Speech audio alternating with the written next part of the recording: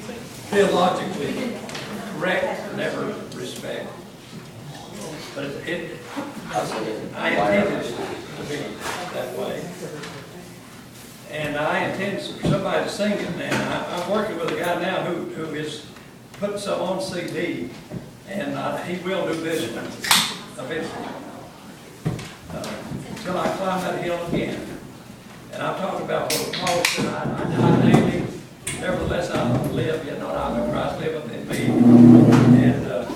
And so we need to die to sin, to pride, to all evil things every day. And that's kind of what I'm thinking about here. Nothing brings me closer to him than the memory of his cross, dying there on Calvary's mountain, proving love at any cost. There with prayerful mind I journey, when my fervor seems to wane, for I could not journey further till I climbed that hill again. I can't walk this earthly valley, and my Lord be glorified, unless I've been with him to Calvary, and to selfish pride have died. I can't walk this earthly valley, if a wayward child I've been, with abundant life so gladly, till I've climbed that hill again. I'm progressing with his leading through the trials of this life. He's alive and interceding, energizing through the strife. Though if fear I sense so sadly, Calvary I will ascend. For to further walk life's valley, I must climb that hill again. When for prayer I climb that mountain, seems the higher that I go, I descend with more momentum and more distance here below. Now I'll journey what's remaining, and with hope until the end, knowing where I've found sustenance, and I'll climb that hill again.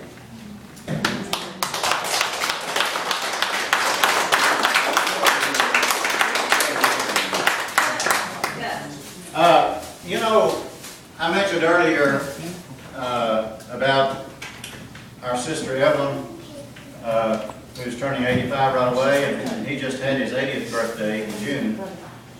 And of course, my 71st is coming up just a few months down the road, and so we're rapidly probably moving off of this earthly scene. You know, I've always thought that I'd be living when Jesus comes back or when the church is raptured, but we never know. At any rate, we know that age catches up with us. He talked about in the prayer, opening prayer, about Dad and Mom teaching us the Christian way. They weren't the most outgoing and I guess vocal about Christianity, but they set example by their own living, and then they would say, you know, you need to go to church. You need to go to church and Sunday school and that kind of thing. When Mom died, they sang 2 songs, as I recall, and I was just barely 8. But every time I hear them, and there again, some of the younger folks may not recognize, well, you do if you ever heard of him. One of them was The Old Rugged Cross. And every time I hear that song, I not only think about Jesus, but I think about my mom.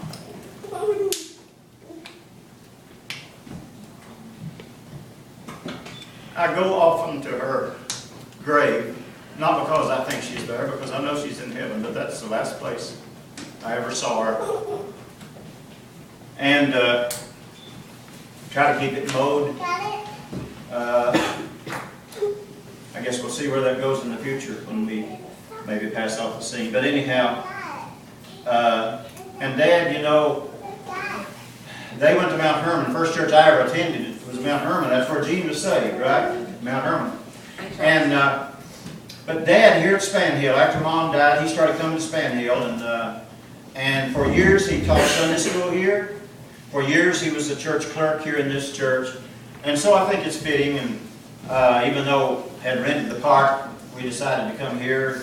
They were given 60% chance of rain, and then some said, well, I'd enjoy being in the air conditioning instead of out there in the heat. So anyway, we had some winners and losers, maybe, I don't know. The kids would have maybe had a better time there with some of the playground and all that. Anyhow, but you know, we come from a Christian background, all the way back. John mentioned John Dick, who came over from Germany and was one of the ones, at least there was a John Dick who was involved in organizing Big Sinking Baptist Church, which is where I am, where he's been pastor twice.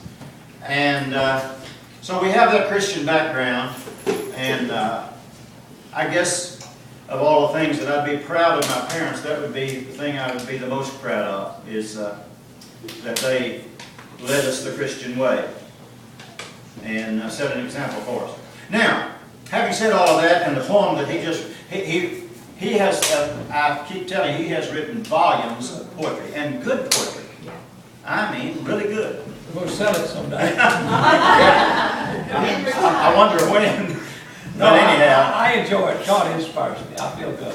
but we also have a little jovial side to us, and I don't know how many of you, and I think he has a lot of it committed to memory, but I don't know how many of you have ever heard his poem that he wrote. It's just about a half of a poem. And he can tell us how he got started, and then share at least a little bit of it with us, just from this is an interesting thing.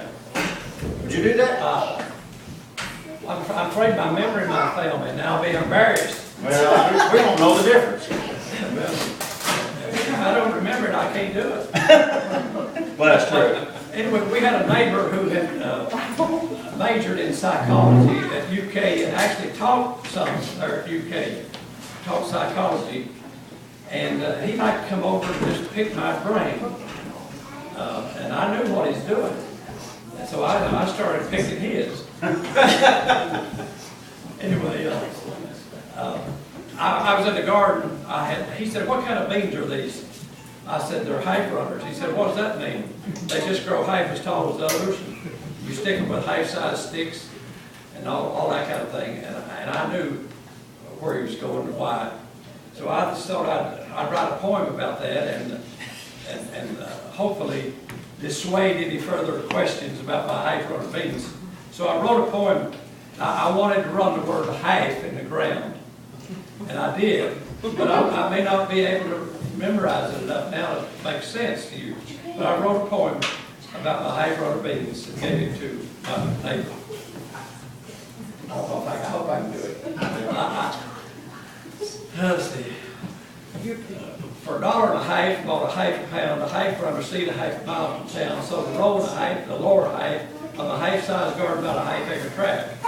In a week and a half, about half came up. When a half a dozen rabbits ate half of them up. If they ate half of them, I was about half mad. If they left half of them, I was about half mad. Then the half-runners crossed with the whole pole bean. Now the whole and a half, or the half between. For the half, the whole, the half, the whole pole, and the whole, the half, the half.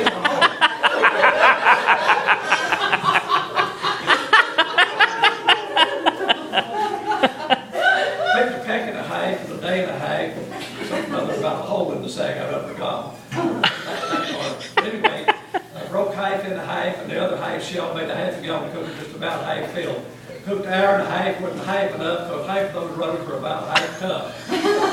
Ate half myself in a half an hour, and half that time my stomach was sour. My wife ate half of the half I left. Got half her own dog Chef. A half silly grin and a half choke sound with his tail half hanging and twisted around. Chef's face turned redder than a turkey snout, swallowed half his eye, spit the other half out.